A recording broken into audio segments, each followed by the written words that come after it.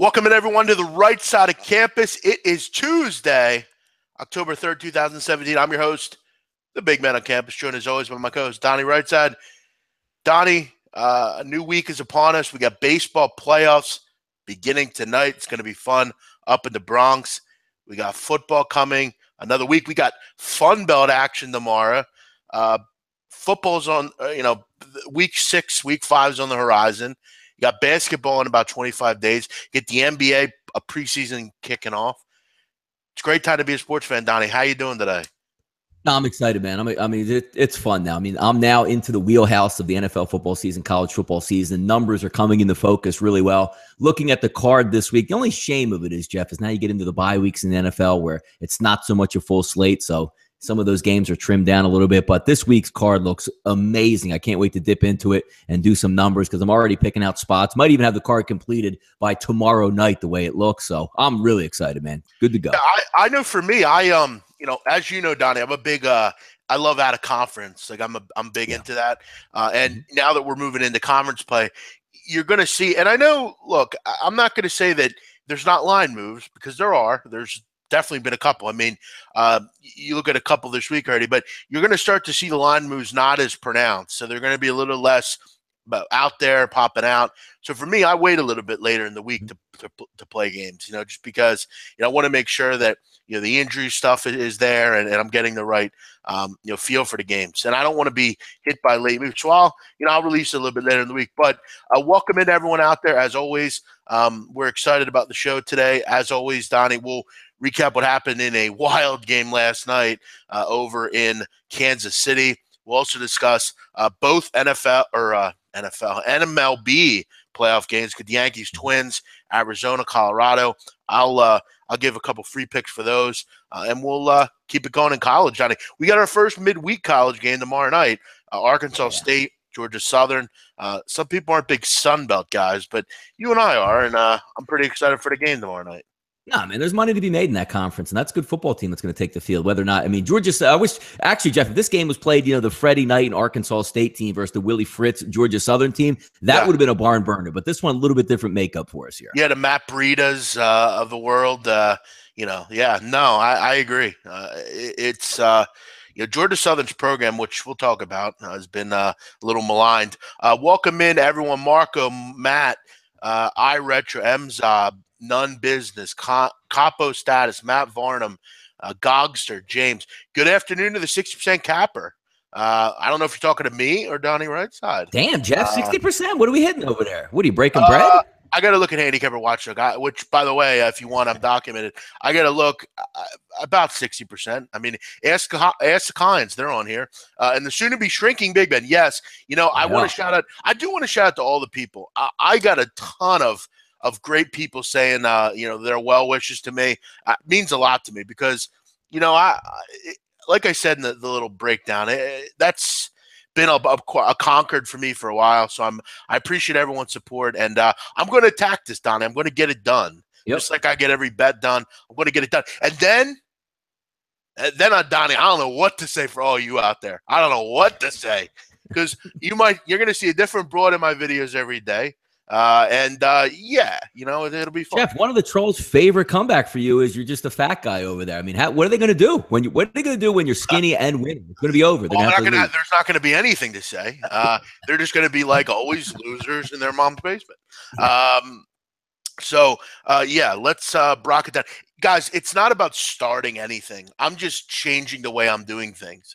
Yeah. If you're one of those people that like, I'm going to do this today. I'm starting today. I'm going to lose 30 pounds this month. I'm going to gain 35 the next month. And as many know, I don't drink, smoke, do drugs. I've never done any of that stuff. So for me, I know how to do things. It's just, and Donnie, maybe you remember, you're married now, but for me, I don't have a wife to cook food for me. I don't have, it's tough, especially when you don't know how to cook. So for me, I eat out a lot, and I eat out, a lot of Italian food and breads and things like that. So for me, it's just about drinking. I drink water already, so doing, a lot more of that and all that kind of stuff. So I'm excited about it. I look forward to the challenge. But Donnie, let's get into last night. And Actually, before we get into last night, Jeff, Yeah. why don't we do baseball? Get that out of the way, and then we'll just divest into football the whole show. Yeah, Donnie, you hate baseball now, huh? You don't Well, want to but talk I about mean, baseball at all. look at the game tonight. Yeah. Well, the only reason I said that is because you know how people get in here late and shit. So, Yeah. but it doesn't matter to me. Oh, we can do one, but I'm just saying, like, the baseball game is anybody out there saying I'm taking Minnesota? No. Well, I The only think thing you would look at is maybe the 7.5. Like, it's one of the, like, when we get into the good series and they get down, Sale, Verlander, and Houston, I mean, they're going to be a fun game to break down. This one, I'm actually glad, Jeff, because when baseball starts in the playoffs, I love playoff baseball. It'll be on. It's probably the least exciting game you could possibly put on is Minnesota and the Yankees. Then you sort of get into some good stuff, but I don't really know how much there's the cap because I get a lot of, hey, Donnie, man, what do you think of that New York game? I mean, I don't like Minnesota, but I don't like 255 either. right. Yeah. By the way, Donnie, I'm never changing my name. I'm always going to be Big Man on Campus. Yeah, correct. It's just not going to be a literal thing anymore. People are going to look at me and be like, "Oh shit, I get it," So what do you want to do? You want to go to what? Because look, let's be real. I mean, there's not a ton to say about last night. Okay, Yeah. If you had Washington, you lost. What do you want to do?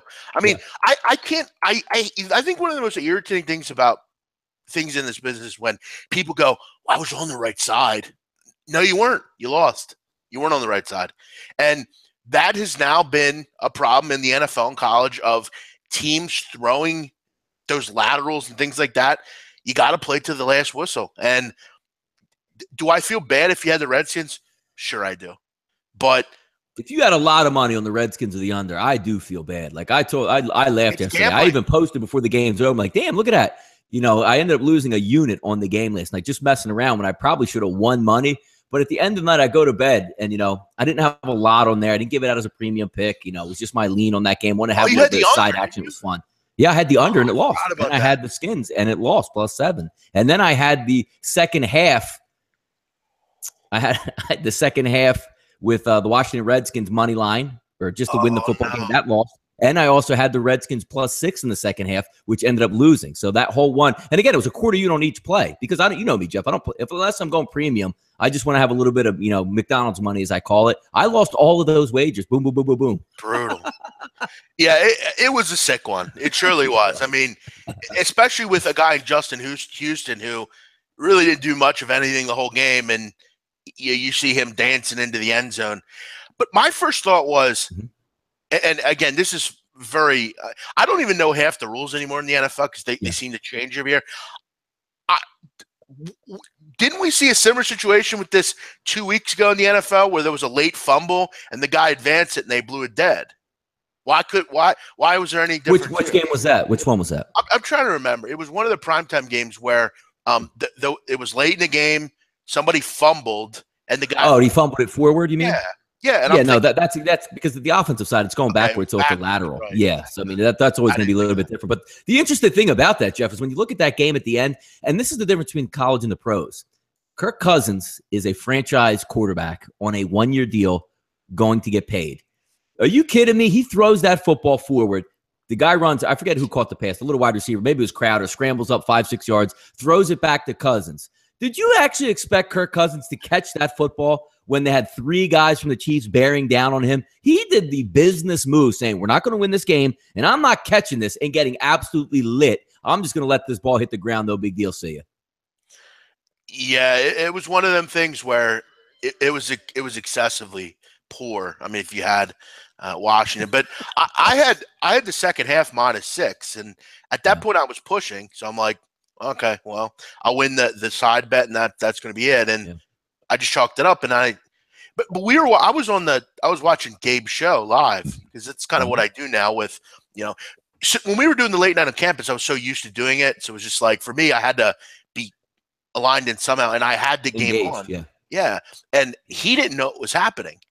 If you go back and watch the show, everyone in the chat box is going nuts, and he's fighting with a troll on kicking someone out, and this is all going on, and he's like, he doesn't realize it, and he looks up at his TV like that. How he looks up at the TV, and he finally realizes it, and somebody took a gif of it. It was pretty funny, but it was epic. But the actual game itself, it was a pretty good game. I mean, you kind of back and forth. Josh Doxson, look, I mean, you got to hang on to that ball back in the end zone, late in the game. Yeah, that's a young wide receiver that doesn't understand body control because it's, you see most of the guys in the NFL, Jeff, they go reach up for that ball, catch it, and what do? They almost do like an alligator spin to go back on your back. He spins the opposite way to land on his stomach. That's tough to hold onto the football like that. You got to be better than that. Sure. No, you're totally right. And then, people got on Andy Reid, this fucking Andy Reid. Why is he taking shots to the end zone late? Blah, blah, blah. You have a rookie kicker who just came onto the team recently. But how about Harrison Butker? An interesting name. Gets the job done. Good kick. And, then you're thinking, okay, well, I lose if I'm a Chief guy. Whatever, it's fun. But I was happy because it's like, you know what? It helps the Eagles. Yeah, blah, blah, blah. Sir. And I'm just chalked it up. I was like, okay, I'm moving on. Let's do something else. I had to go to the store. I'm getting ready to leave, and the kick ends. He kicks it out of the end zone, and then I'm thinking, okay, they're going to do one of them stupid lateral plays, blah blah blah, and they're only on the 25, so this could, who knows? I'm thinking in my head, but I didn't really think it'd happen. But I thought over the weekend, Coastal Carolina, UL Monroe was the very similar outcome. I don't know if you saw that game. Yes, I saw the final score, and I did see I didn't watch it, but I saw the way it ended and read about it. Yes. Yeah, it was really. I mean, that was really bad. I mean, if you saw how what happened there, I mean, there were about 3 or 4 different times where that game should have ended, and it ended. But last night's not only affected the side, it affected the total, and second half wagers, everything. Yeah, you see all those people on, and even McDonough made a comment as well. He goes, well, this is going to affect some people, Yep. It's that typical thing, and it's like, fuck, man. But I felt good to being on it, Hey, sometimes you got to get a little lucky. We've all been on. I was on the Bahamas Bowl, as you were, Donnie. I've been on some of the dreadful beats. I've normally escaped most of the really bad ones, but what your overall thoughts in the game? I've had some tough ones in baseball. I've had some good ones in baseball. Your overall thoughts in the game, though? I thought Kansas City, that's a typical Kansas City win. It looked like the entire team for Washington got hurt, which it seems like it always goes in Kansas City's favor. Every third down conversion that they needed, they got, whether it be by 4-yard pass or 5-yard penalty for touching somebody's face mask or hitting somebody in the head or lining up off sides on the goal line. Washington did everything wrong and still should have won that football game. But that's what Kansas City does. Alex Smith, again, he's not going to run away with the game. If you give Alex Smith a 7-0 lead in the football game, it might as well be 65-0 to him because he's just going to throw dink and dunk down the football field. If you need Kansas City to get a scoring drive, Alex Smith can score, which is always mind-boggling with Alex Smith. If he would just stay in, like if somebody can reprogram his head to say you're always losing this football game, he would be a really good quarterback. But the fact is, you win in the National Football League, Jeff, in the regular season, the way Alex Smith plays. You lose. I got to tell you on that point, we've seen him year after year. He's just kind of that average guy. He doesn't beat you, doesn't really do much to go crazy either. He's been really good this season. I mean, he's been doing things that I didn't think he had it in him. The play to Albert Wilson. He's a good regular season quarterback. He really is. He really is. It'll be interesting to see how long this goes. And I think the Chiefs are the best team in the league. And again, this is not a great year. I mean, there's not a lot That's why you're right. No, you're right, Jeff. But I think Kansas City's, not because they're 4-0, because I think on both sides of the football, they're not an elite defensive team, but they have a really, I think, a good defense. They've also been fantastic offensively. Kareem Hunt's turned into a cult hero. They have the receivers. Surely they need some work. Chris Conley seems like he never catches the football, but you get Kelsey. Your offense isn't. I mean, it's not that sexy, the offense, but it's think and dunk. Yeah.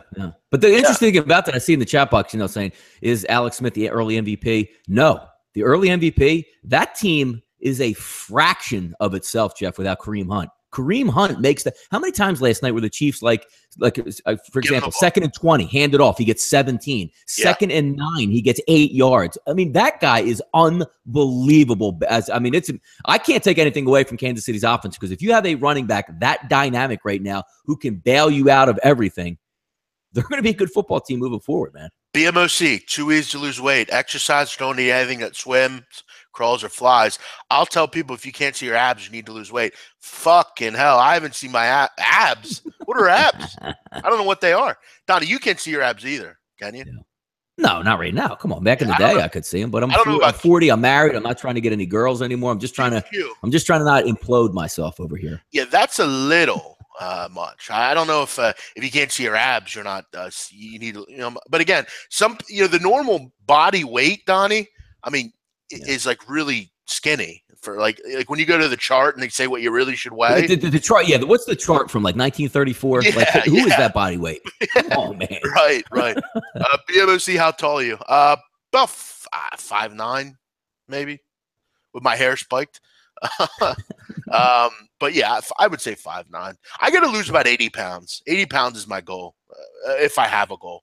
But I'm just going to keep losing them until I get back to the weight I was in that video, Donnie. That was me at 21 years old. That was the first, and that's a real little blast in the past. That was the first video of any kind I ever did. That little video right there, and I lost. I lost that game. It was the Chiefs Chargers. It was in 2 houses ago. It was back before, 7 years ago. First video I ever did. So all you guys that say you've been in this business longer than me doing videos, go look at that. That was 7 years ago. But a fun game last night. It was a pretty good game back and forth. One thing I do know, I hate the Redskins. I'll continue to make that clear. I can't stand Kirk Cousins. I hate that guy. He's just a hate-the-face kind of guy, Donnie. Yeah. No, I mean, say what you hate him, which is kind of interesting there because he seems like a good guy. He drives that stupid van, even though he makes like $30 million. That's the one thing that annoys me about him. He drives a van? I didn't see that. He drives like a 1985, not an Astro van, but you're straight up like whatever, like the Bad News Bears, like what they would drive around in. Yeah. That's what he drives. I understand the point where you say I want to be like humble, but I come on, man, dude, you're the quarterback of the franchise. Get in there with a freaking Benz or something. Come on, brother. He doesn't want to bring attention to himself. I don't hate that, but okay, but in turn bring attention to himself, right? But he says, "You like that? You like that?" Power rankings are out from the NFL. Donnie, I'll go through the top 10. Kansas City, Green Bay, Atlanta, Denver, Pittsburgh, Seattle, New England, Eagles, Detroit, Houston. Bottom couple, you got the Browns, Colts, Giants, Niners, and Bears. So Eagles are 8th, Donnie. Your thoughts? Yeah, it's about right. They're a good football team. They're a good football team. And the best part about the Eagles, which usually you're trying to weigh in, last year they were 3-0, rookie quarterback. They weren't as talented. But now as you see this team 3-1, you have Arizona. It's, again, still hard to win football games, but one would think you would beat Arizona at home this week to go 4-1. But I have that carrot dangling at the end of the line. If the Eagles can stay somewhat healthy the way they are now, and if they get Darby and Sidney Jones back, Jeff, can they not challenge for the NFC? Well, I don't think they're going to get Sidney Jones back. And if I'm the Eagles, I don't rush it back either. Look, we know where I stand with that. I thought it was a dumb pick, but you need to make sure he is fully healthy, in my opinion. But yes, Ronald Darby back. We have to remember this past weekend, Fletcher Cox didn't play a down. Nope. We've talked about Darby. He hasn't been in there. I don't think they're going to get him back. Darby will be back by late November, December, I would imagine. But if you're the Eagles, I don't think it's you can't afford to go out and put him out there quickly and he gets hurt, and then you're really screwed because he may never play again. No, but I agree. I think this team is really good. They need to clean up things that continue to be problems, but they're just learning things that you have to, as a coach, change. And Doug's play calling has gotten better. I do want to make that clear. Yeah. But they have to wrap up. They need to, the penalties need to stop, but that's any football team. But right now, I think Carson looks great. Torrey Smith needs to start catching the football, but I think Zach Ertz is having a bit of a breakout year, Donnie. He's starting to be Carson's favorite target, and I think defensively they've been a bend but don't break defense. They're giving up plays once in a while. I will say this: Rasul Douglas does not belong on the field right now, in my opinion.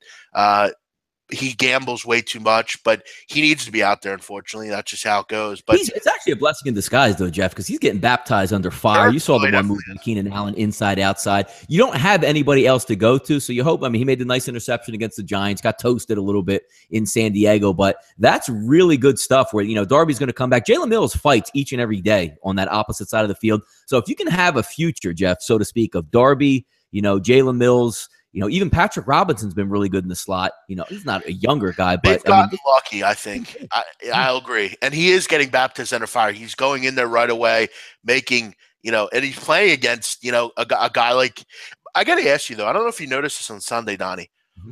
On that one play to Keenan Allen, why in the fuck was Derek Barnett covering Keenan Allen? Did you see that?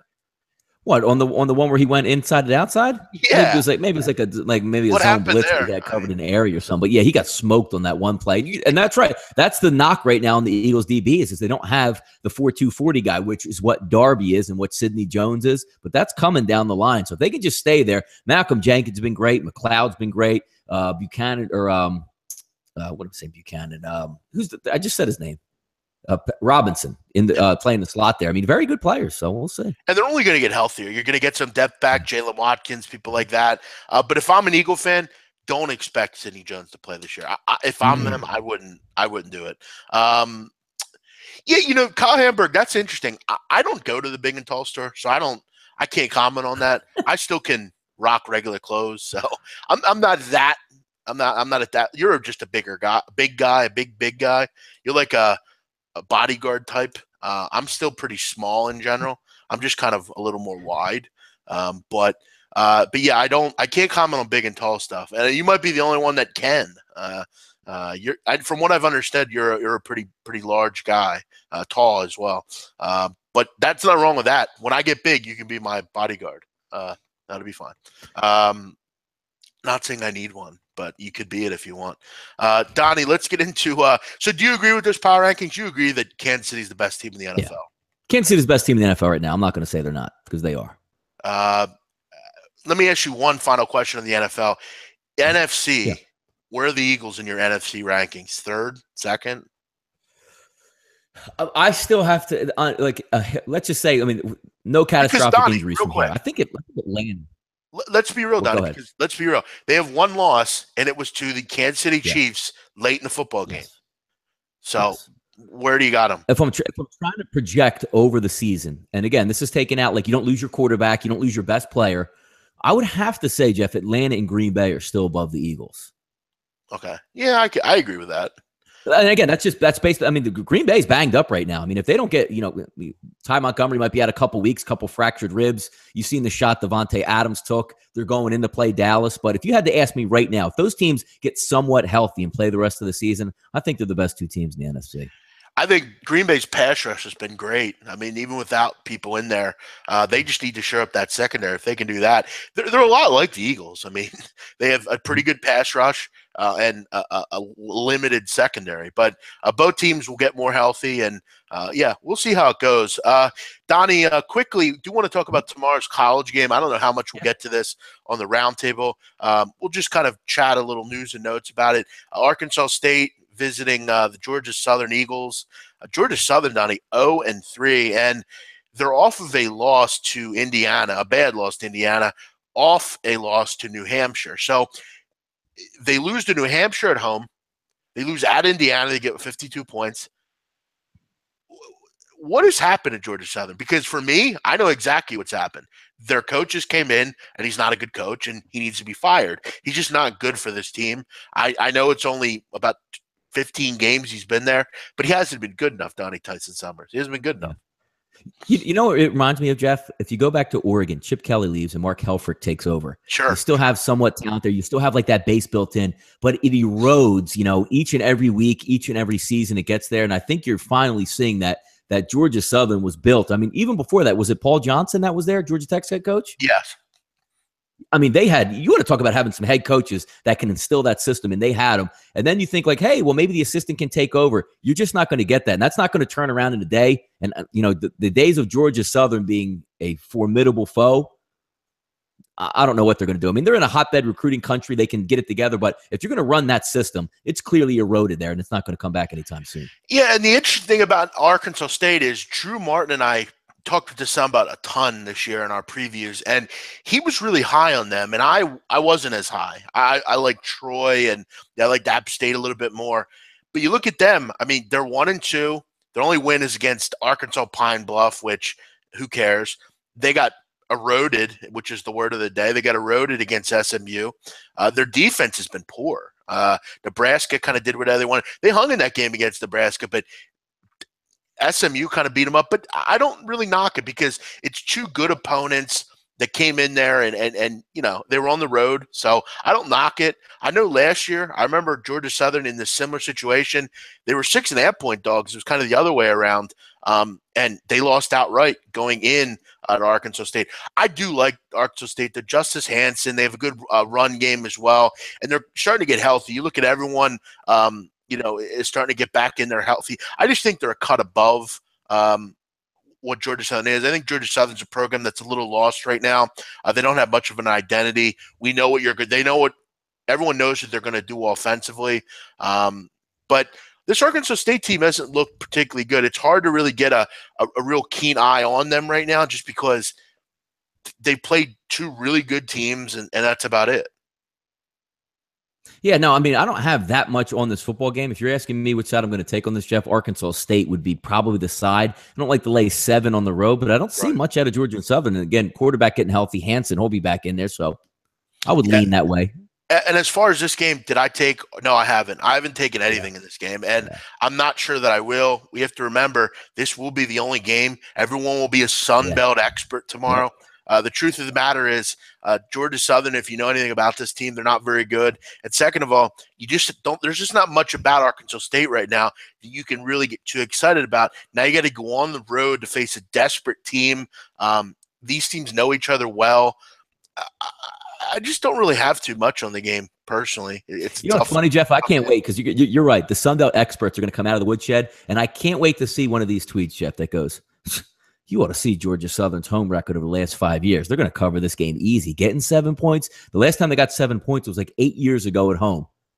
Which, you know, because Georgia Southern was a really good program, and now it's falling on hard times. So I can't wait till that blind capper walks into that situation and goes, "What, are you kidding me?" We see it every year. Back in 1998, Georgia Southern. I mean, why does that have any bearing on right now? Nothing. I mean, the only time that has bearing is like when, let's see, you have Notre Dame against Michigan, and you know they haven't played in forever. But you know, historically, there's things that stuff like that. Okay, I'm really interested. But when I have a game like this, and someone says, "Hey, Donnie, over the last 46 games since 1992, Georgia Southern at home." 26-20, it's like, who cares? But yeah, Arkansas State, slightly into them. I think they're the better football team. I think this is maybe a prove it, show me game from their coach here. We have to also remember they had a game canceled against Miami, if you remember. So they're kind of one game behind the 8 ball. But I think a nice job by them to schedule tough games this year. I mean, at Nebraska, at SMU, you had that Miami game as well. So get that payday, be competitive. You can show it to the recruits. Say, hey, man, you come here to Arkansas State. Well, who's Arkansas State? Look, man, we're going to go into these big-time programs and hang around and have some fun. So I agree with it. I like when the good smaller schools go into the big schools, a la Troy knocking off LSU. I don't like when Kent State goes in and plays like Alabama and stuff. Come on. Right. It's just hard to envision that you can trust Georgia Southern in this spot because Tyson Summers has made it clear these are the kind of spots where they don't show up. So lean Arkansas State here, but I probably won't be betting this game personally. Take the over. Yeah, I'm not interested much in the over here. Georgia Southern is lost without a paddle right now, as they would say, moving the football. And Arkansas State, usually known for their defense, they've been a little exploited. But again, the level of competition they played would insinuate they would have trouble defensively. So I think a lot of the numbers are skewed here. I wouldn't be surprised to see Arkansas State come back here and really lay it down against Georgia Southern. Jeff, a couple things in the chat box there going on. As we always like to poke fun or poke holes in that. Covered 34 out of 38 times when doing this stuff. If you had money to spend, right, and you're going to buy a service or you trust the guy, like you can see right through a lot of people. Like Jeff and I, and not to say anything, like Jeff and I come on here and talk sports every day. I consider me and Jeff to be knowledgeable, and we can, guide you in the right direction in a couple situations. But doesn't it always get down to the point, like we all have these friends, just to say you have 10 good friends or whatever, you watch games, you know who the ones that really know the game are when you just sit down. You have about 5 of your buddies over, you watch the big games. And you can tell like who's really into it, who knows what they're talking about, and who's just saying like, that's my boy out there. That's my boy. Like if you're going to a service and you said, hey man, what do you like about this game? Look, man, look. Last 22 times the Giants played, they covered in 16 of the situations. But they couldn't tell you who the starting tailback was, or the starting left tackle's out, or the middle linebacker, how he plays the run. Like, don't you want that out of, even if the play loses or comes into it, you say, Jeff, give me a breakdown, because you're one of the most knowledgeable guys I know. Like if I say in college basketball, like, Jeff, man, this Sun Belt team here, give me a breakdown on Georgia Southern or Georgia State in this game. Like you're not going to say, hey, Donnie, man, like I remember watching them a couple years ago, but they played really well at home. You say, well, wait a second, what does that mean? Like, no, Jeff, I want you to tell me like this team's going to play zone. This kid's hot from 3. They can't stop this kid down low. Because even when we went over last year, IUPUW or whatever, you're telling me about what the center does and what he looks like and what this guy does. And when you watch it play out that way, I love it. I just can't stand the fact where like if you told me like, dude, IPFW covered 6 out of 7 games, I don't care. And that's the point. IPFW 2-3 years ago was a very profitable against the spread team. Last year, they weren't. It doesn't matter. It has, and we also in this business have to stop saying people are respected because they're old and have been doing it for 30 years. Doesn't mean they're respected. It means they've just been doing it longer than me and Donnie or others. I'm not saying I'm the best, but we have to stop doing that. Most of these guys are just touts looking to steal your money. That's all they are. Let's be real here. Sorry. Yeah, but no, I just always like that because I'm the same person you are, Jeff. Like I like to watch the game, visualize it. And if anybody follows me on Twitter, I go bananas on games I have $25 on sometimes. Like last night, seeing a fumble with the Josh Norman hit on Kelsey, going frame by frame. I'm a football geek. I'm a basketball geek. When I see stuff that's not right, I want to rewind it. I want to see what happened. I want to see why it happened, as opposed to, just, hey, Kansas City's a really good football home team. Oh, okay. Fantastic, man. So when you have sex the night before with your socks on in 32 degrees or low weather, teams are 16-4 against the spread. Why does that mean anything? So you're going to quote me stats when Jerry Sandusky was the coach at Penn State. That's what you're going to do here.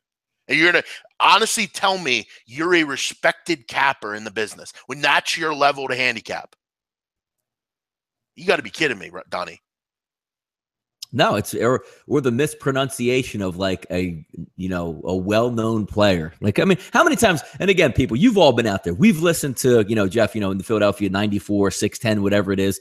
They don't do these spots as much anymore, but I know they do a lot of the country where, a tout will pay, to come on the midday show for 3 minutes to give plays, and he's reading off a script that he's so stupid that he mispronounces. Like, and I'm talking about, if you don't understand like a Major League Baseball pitcher, you've seen him 2 or 3 times, you mispronounce his name. I get that. But when you're talking about like steadfast starters in like the NFL and why you think the game's going to happen there, I always get a chuckle because it's just reading off a paper that you don't even understand what the game is about. Always makes me chuckle, man. How many of these touts go on YouTube live and break down games like you do? None, because none of them want to be in this position. They want to prepare for hours on end before the show. They want to know exactly what they're talking about, and they don't want to be put on the spot. That's why. And again, they all have their ways of doing business. Donnie and I just don't do it that way. Brandon James says, BMOC, what makes someone a respected capper? A lot of things. I think most of the time, if you're a respected capper, you can almost tell the passion of someone. You see that they can actually articulate things. There you go. Good word. They don't come on and push things on people. There isn't always a motivation. You can see through people. It's all about reading someone. Do I see through this guy? Is he have an ulterior motive? For me, and I know for Donnie, I love doing this. If someone said to me, you'll never make any more money, I would try to find another way to make money, and I would still do this. For me, it isn't about how much money I can make, or it's about, because I do generally love it, and it's turned into something that I can make money doing. But I think it's all about intelligence, what you can talk about, what you know. I don't think, yeah, I don't agree with that, Ace. It's not always about winning. Um, I make a lot of bets that I don't think are going to win, but I do it because they make sense to do.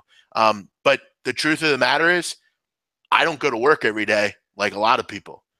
It's not because you can, and yeah, go ahead. You can tell, like when like a capper and his style and stuff like that, what makes a respected capper.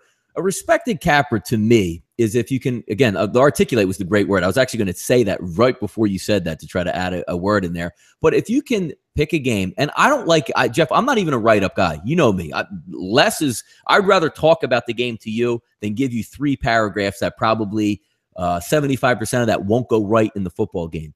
I just want to hear you say, like, give me a breakdown. So, here's why I like the Giants over Tampa Bay last week. Here's why I like the Philadelphia Eagles. Like, and it doesn't even have to be long. 2 to 3 minutes, some key points. Don't read me stats. Don't tell me they're 26% on third down. Don't tell me last 6 out of 7 games they played on the West Coast at 1 o'clock. It's been like this, because that's all just feeding fodder. Just give me your honest thoughts on the game, maybe a breakdown of where you think the advantage is going to be. They can't stop the run. The middle linebacker's not going to be able to cover the tight end. Their secondary's banged up. They're going to be able to work on this during the week. If you can tell me that, and again, a lot of times, Jeff, you're right. It doesn't even matter if you win or lose. Give me an honest opinion on the game where I can say, you know what?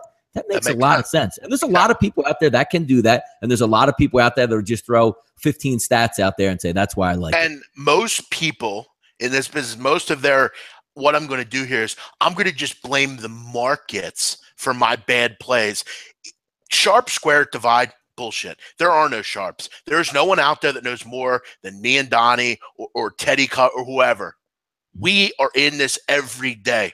The only people that are sharp, they have more money than I do. They have more money than Donnie does. They have enough money to move numbers. That doesn't make them sharp. It makes them rich and have oil money or whatever the money they have. That's sharp, Donnie. Betting on the Browns every week is not sharp. That's not smart. There's no reason you can tell me that it's sharp. It's not. They're the people that have more money than me, and they can move on games. That doesn't mean they're not some random guy who has no idea what he's doing. He just bets on things. That's not sharp. I think the whole sharp thing is absolute bullshit. I don't believe it. I don't care about it. And a lot of the time, and if you fade it, you'll win, because to me, Donnie, it doesn't make sense to do a lot of the things they do.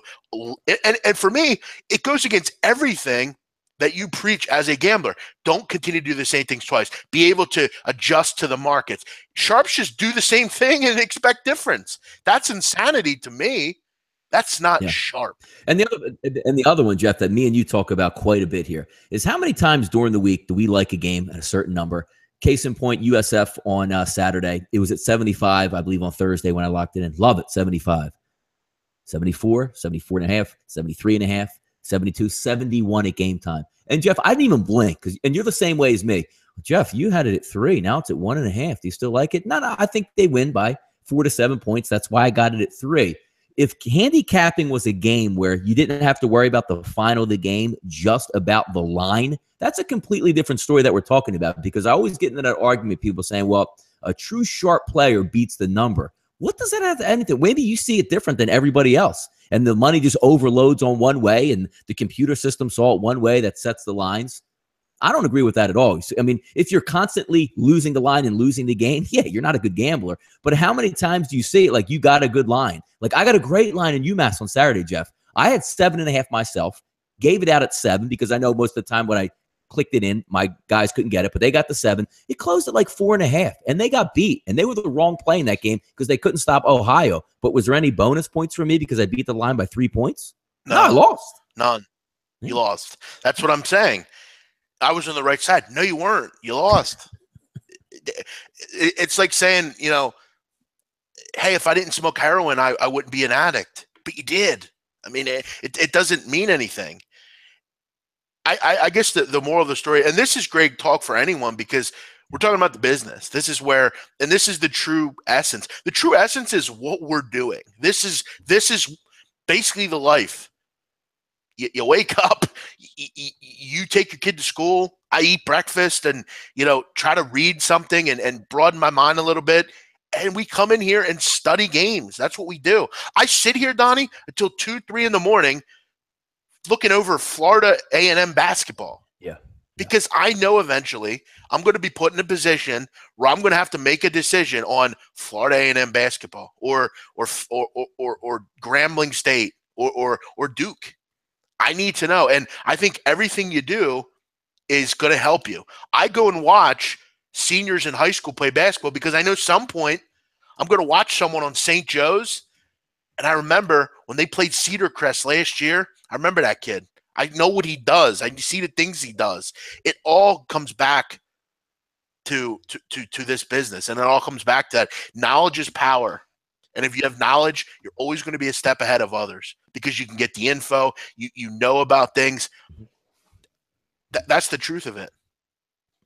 And we get all how many you get? I get a lot of people in my DMs. You probably get the same thing as well. You know, I get every day 30, 40 DMs, a lot of them. What do you think about tonight's game? I try to give my opinion out there on what we have, and it doesn't always work out the right way. But that's the knowledge of sports, because the thing I like about it is if people are asking me my opinion, Jeff, and your opinion, they must trust us a little bit on which way to go, win or lose. So it's always nice. But again, we come on here every day, just try to give the information out. And it doesn't even matter if you take Jeff's opinion or my opinion. It's that one little bit of knowledge that said, you know what? I was leaning this way. I never thought about that angle. Now I like it even more. That's why we do this. Case in point, and I urge all of you, not just because I'm in it, because the info that was put out on it was great. Go back last week and take a look at the corruption in basketball stuff that we did. That is going to be integral to a lot of teams this year. You have to do your homework. And some people do. Some people just wait around. I do the homework, and I try to get above it. Donnie, let's wrap it up with a little baseball talk here. Really good conversation. It's always good when we can chat about the biz. Yes, I do think the scandal in NCAA will affect the lines, particularly future lines, and you can get out in front of things. But, Donnie, do the markets tell you where Marvin Begley's going to go to college? No. Doing your homework and finding out info made us do that and made us get way better numbers than everyone else. Markets didn't tell me to do anything there. Markets didn't tell me last night that there would be a lateral 6 different times and people would lose. That's not figured in. No one. You got to have a little luck in this business, Donnie. You got to be on the right sides of those things, and it's info. You got to go out and find it some of the time. Mm-hmm. So, yeah, Jeff, it's a good point you brought on that future. Like, let's just say you're taking a look at a football game, right? And you like where it's at, and you say, you know what? This line is at 2.5, but I like the game at 2.5. Let's just put it to Dallas Cowboys, Jeff. We didn't know if he was going to play week 1 versus the Giants, all these injunctions coming in. Over the summer, how many times did we go back and forth and say, Jeff, I don't care what happens in this game. I don't even care if Ezekiel Elliott plays in this football game. I like the Dallas Cowboys in this spot. You take the number, you go, you know what? It's going to be a bonus if Zeke plays. Zeke plays, they played well, 16-3 final or 19-3 final, blew them out. Easy winner, but sometimes you're right. Like Duke winning a national championship before they got Bagley, Jeff. Good shot, and you say, you know what? Now's my chance to increase my odds. If they get this player, even better odds. If they don't get him, I still like my chances. Right, and I'll take it. Right. Yep. It's only, and you know you're going to make the bet later anyway, so correct. Why not just do it now? Yeah. To me, that's the quick last point. The only person that I would, and the only reason I'm putting him above me is because he has way more money. If I had a ton of money behind me, Donnie, you and I would fucking kill this shit. And you know that, and I know that. Billy Walters is the only guy that I would care about his info over mine. Just because he has a ton of money. Now, Jeff, let's just say you hit Powerball. You play in a fantasy world. You hit Powerball, $300 million. You move to Vegas, got yourself a nice suite like your Mayweather out there. You walk in the casino and you drop in like $50,000 a game. They wouldn't even, like, they say, oh my God, dude, we just got sharp money. Right. You know what I mean? That's the thing. Yeah. I could be some random woman in Missouri, hit the lottery and say, you know what? I love the Chiefs. I'm going to go out and bet them tomorrow. I'm going to put $1 million on them. That's not sharp. What's sharp about that? And that's truly what this is. And I got to ask, I know for me what my answer would be. If I won $300 million tonight, you'd probably never see me again. Yes, we would. No, we wouldn't. You would be doing, shut up, man. If you had won $500 million, Donnie, you would be on the next day breaking down the games. You know where I'd be? Truth of the matter. I might be on here breaking games, but I'm going to be over in the south of France sending some lackey. You would have your own network going. You would invest in that, and you would be blocking everybody out there, and you would be just middle fingering everybody. You don't like my style? Get out of here. Yeah, well, you better kiss the ring someday. Yep. Who knows? Maybe I'll make a lot of money, and maybe I'll go to the big wigs at SPR. Yep. Hey, man. It's better to be nice to me now. I'm never going to forget this stuff. Let's get into I'm only messing around. But let's get into the games tonight, Donnie. We got one game tonight, one tomorrow. You got the New York Yankees, my baseball team, against the Minnesota Twins. And, Donnie, give the lines up before we get into this. What do you got? Yeah, let me get them. I'm just pulling them up there right now. Opened up, looks like 7.5 at Pinnacle opens up the total. -230 opened up at Pinnacle. Same thing roughly at Chris. Pinnacle now showing Jeff -260 and 7.5. Chris -258. Sportsbook -260. So roughly -260 and 7.5 across the board here. Rich Banks, that's the difference between living in Vegas and not. No, it isn't. What are you talking about? That's what makes you a good capper if you live in Vegas? No, I don't think that's what he's saying. I don't. Rich, what do you mean by that? That's the difference between living in Vegas and not. What was that? I didn't see what you were saying there. I'd like to know what you mean by that. I'd be interested in hearing that. Sponsored by Rightside Productions. Rightside Productions. There you go. The big man on campus. We got Dickie V. Let's go to the big man on campus. I don't know what to say. A PT Pier down in Duke tonight. Who do you like in the game? Are you taking the points? Oh, man. Good stuff. Yeah, this is a good one, Donnie, tonight up at the Bronx. Yankees 51-30 this year at home. Pitching's been great. 217 average for opponents in Yankee Stadium this year. But we throw a lot of the stats out tonight. I mean, it's one game for all hands on deck. Yes, Jeff. I mean, you're right. If one of these pitchers struggles, they're going to be starters right behind him, backing him up. And I think the Yankees, Jeff, I mean, again, I don't think Severino's going to get lit early or struggle early, in my opinion. But these games are fun to watch because nothing is off limits pitching-wise. This is the one thing about baseball you love. I mean, this is, you got two teams that have battled. You have one team, kind of the new kids on the block, against, a team that has won so many world championships. They're the big boys. They get the best bullpen in the playoffs. We could agree with that. Opponents at 205 off the Yankees bullpen this year. But we have to look at the fact that they've dominated the Twins this year. They've won 14 of 19. Santana has been terrible in Yankee Stadium in his career, over a 6 ERA and 5 starts.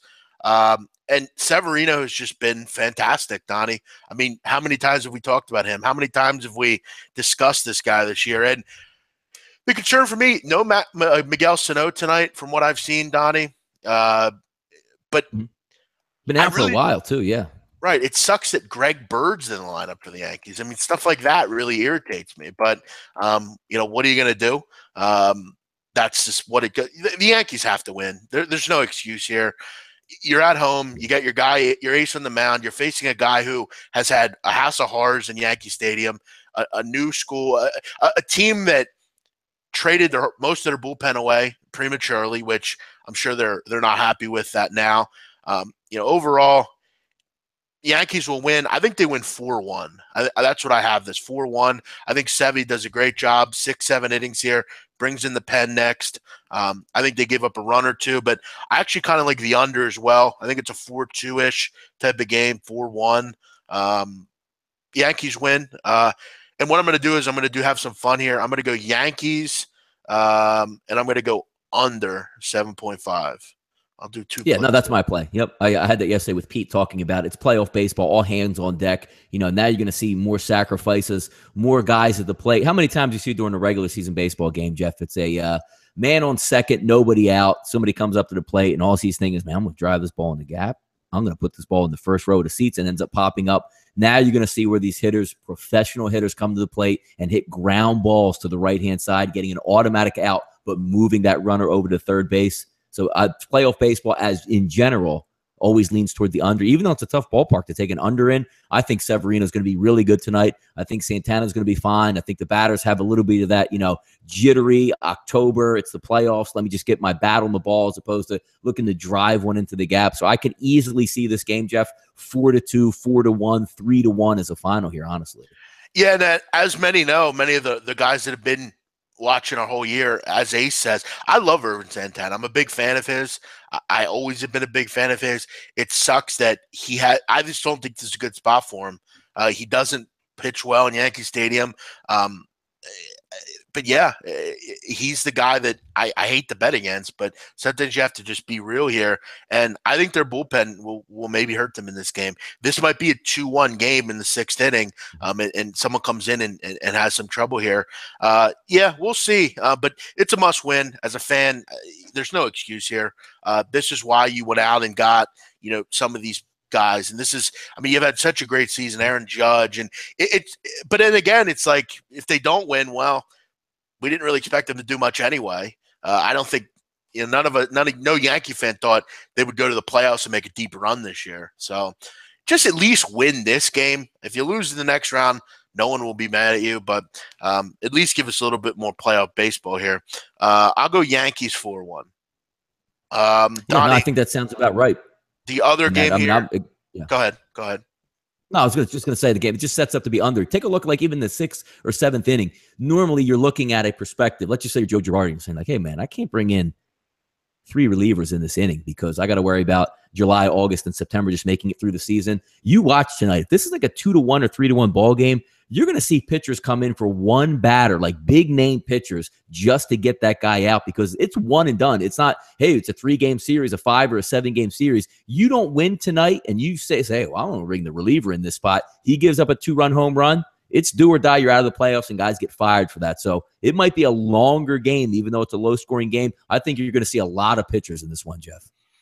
Yeah, and I do want to say one other thing on Irvin Santana. He has had a great career. What a season. Really the anchor of their staff. The only guy that you trust significantly. And he does come into this game pretty hot. In 6 September starts, he's been impressive. He's had an impressive year, an impressive September. If you're the Twins, this is the guy you want on the mound. Problem is, Severino's had just an even better year. So we'll see how it goes tonight. Should be a fun. And it's a good, it's great because without this, what the hell would we watch tonight, Donnie? Nothing. No, it's fantastic. I love play. I'm going to be enjoying this game, sitting back, watching, and having a good time. You're right. Right. Don't buy Kyle's picks. He takes Georgia every. Good point. We don't need to buy his picks. We already know where he's. They could be playing the Chiefs, and he would bet on them. Big man. What you think about my dogs out there? Come on, big man. Yeah, what do you think about my dogs this year? I think they're going to get worked by Alabama. That's what I think. Oh man, you got to see Jeff. What is Jeff doing down there? Jeff don't even like my dogs, man. There you go. That is not true. I love them. I love Georgia. I just don't think they're going to beat Alabama. This is a great Ace Farmer. This is great. I have to attack this one. Twins batters are hitting 385 off Severino. There's not one Twin that has seen Severino more than 2 times. Please, Ace, I'm begging you, don't look at that stuff. It doesn't mean anything. When you have a guy here, though, in Santana, plenty of plate appearances. The total plate appearances, Donnie, is like 14 combined between every Twins hitter. Yeah. Make sure when you're looking at stats, don't look at that stuff because you really have to break it down and say, is that over 40 plate appearances for each person, or is that 1 or 2? Because 1 out of 2 is a 500 average, and all those added up medianly makes it look way better than it really is. So, and Sano's out, so a little misleading there. Donnie, Arizona and Colorado, the NL wildcard game. Zach Greinke against John Gray. Arizona 170, total 8.5. Current Rockies lineup, 226 against Greinke. And let's take a look at how many plate appearances that's been through. It's been through plenty. Greinke's been there, and in that division for a long period of time. So he's got plenty of plate appearances against these Colorado batters. When you're a guy that's only allowing 226 against the current lineup, that's pretty good. The problem is a lot of the guys with a ton of plate appearances hit him pretty well. Carlos Gonzalez, 333 and 33 at bats. LeMahieu, 311 and 45 at bats. 306 for Parra and 36 at bats. So that's truly, you truly have to look at it and say everything. In my situation, you bring up the 226, and that looks great and everything, but then you got to peel back the onion and say, what are the big boys doing? What are the guys with all the plate appearances doing? And they do hit him pretty well. But they've been poor on the road this year, Donnie, Colorado, particularly from the plate. They're not as potent as they are at home, only hitting 248 on the road. And I think the big thing, and I've said it before, Donnie, is how impressive this pitching staff's been for Arizona this year at home. Yeah, no, if you look at Colorado, Arizona in this game, talked about it yesterday with Pete. This is actually the reverse game. I'm actually leaning on the over 8.5 because when I look, and again, this is preface, Jeff, our long-running joke all season long. Arizona probably should put their best lineup in this situation. 1 through 8 on both of these ball clubs. I'll take my chances going over 8.5 here. Yeah, I don't disagree with you. We all know Arizona very good at home this year. They've really murdered the ball at home this year over the whole year. You're going to get the best optimal lineup here for the Diamondbacks. And like we said yesterday, they have one of the better lineups in the playoffs overall, adding J.D. Martinez. I mean, he's had an unbelievable second half. I mean, Donnie, his OPS is like 1,300. Yeah, basically just let him go too. It's amazing. Yep. So you got to wonder if you're the Rocky or the Tigers, what on earth they're doing. And Greinke's just been unbelievable at home. 13-1, 2.87. D-backs are 15-3 when he starts. Over the last 56 starts, 38-18 when Zach Greinke pitches.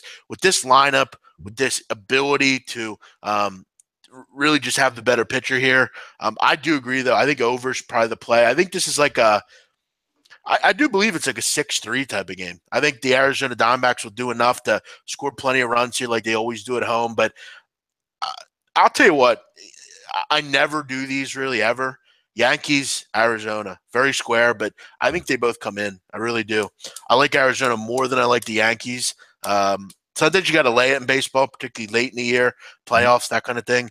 I just don't see either dog getting the job done here. I just don't. Yeah, I'm excited. I mean, it's nice to have these appetizers too, and then you're going to get some day baseball. You're going to have Boston, Houston, a 4:00 start. Then you're going to have Cubs and Washington. Those teams get into it. The Dodgers get into it. It's going to be a lot of fun because heading into this postseason, you can make a case. I mean, I always said you can make a case probably for everybody outside of maybe Minnesota and Colorado. You could probably make a case, can make a run here. It should be a lot of fun to watch. Yeah, and I have a bone to pick with TBS. Why is Jose Bautista in your preview thing? Your little – did you see that, Donnie? Where they promo going to be a commentator? No, they promo the baseball playoffs, and he's his shot of his bat flips in it. Why is that in there? Yeah. They're not even in the playoffs. I don't know. Maybe they just wanted you to remember that playoff last year. Alfonso Marquez is the tonight from I believe, which we'll have to look up his stats. Donnie, do we want to do that quick? You're not a big umpire guy. You don't care about umpires generally, do you? Not that. I mean, I like to see what they're actually doing here. Do they have the umpires out for this one? Let me check. It's Alfonso Marquez, I believe. Oh, it is. Okay. Yeah, let me see if I can get some stats on them real quick here. Officials. Yeah, they don't have it yet on the site I'm looking at. But I guess they don't put them out until they know exactly who's taking what base and stuff. I do believe they're out. I don't know if they're all on anything. We'll see. We'll see how it goes. But yeah, as a fan, I always love they hide that too. What's the why do they hide? What is the problem with not really especially because in a series the rotation, but we're going to be real cool. We're not going to release it till an hour before game time. What is this again? Because the umps think there's somebody in the game. What did I miss? By the way, want to shout out one of the great people at SBR. I believe Natalie Rodstrom gave birth overnight. I do believe she went in last night to have the baby. So we congratulate the great Natalie Rodstrom. I do, as you know, Donnie, a lot of work with Natalie on the soccer shows. Yeah. And I want everyone to know we track all of our work, Donnie. Mm-hmm. She's actually I believe has the highest profit this year out of all of us. She has I think 12 units profit. So not only is she good host, but she's a great capper as well. Does a great job of soccer handicapping. So shout out to Natalie Rodstrom. I haven't gotten the particulars on the size of the baby and the name and everything, but we shout out Natalie Rodstrom today, who is a great capper. Yes. Donnie, tonight you'll be on the closing line, doing your thing. I'll be on at 3:00 hosting the first World Cup qualifier show. We'll go over Thursday's World Cup games. It's getting down to the nitty gritty, Donnie, in World Cup qualifying. Will the U.S. qualify? Will other teams qualify? There's a lot of good races right now. We'll break them down. I'll be hosting that with Alex and others all throughout the week. So tune in at 3:00 for that. You'll be on, Donnie, at the 6:00 hour doing the closing line. Yeah, I got to do a quick hit with Gabe about 2:30 on the Fantasy Sports Network. Are you? Talk about NFL football. Yeah, I got to do one as well at 3:30. Yeah, there you go. Look, back to back, the big man on campus and Donnie Rightside perusing through the Dish Network, I believe. Yeah, catch us on Dish Network with Gabe Renzi. We're making our big step here. So catch us then. Everyone have a great night. Enjoy the playoffs tonight. We'll be back tomorrow on the roundtable, 12:30 Eastern. Don't miss it. Everyone have a great day. Bye-bye.